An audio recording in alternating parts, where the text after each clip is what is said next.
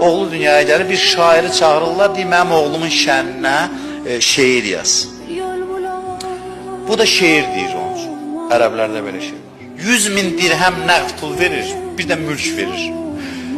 Şair varlanır da bundan. Yəni, həyatı çönür. Bir dənə şeirlə, bir neçə beyt şeir. Həyatı tamam dəyişir. Bir neçə il keçir, hamama gəlir bu şair.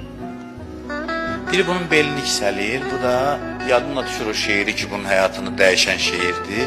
Başlayır o şeirin beytlərini oxumağa. Oxuyur, bu oxuyanda kisəsi yıxılır, gedir o zaman.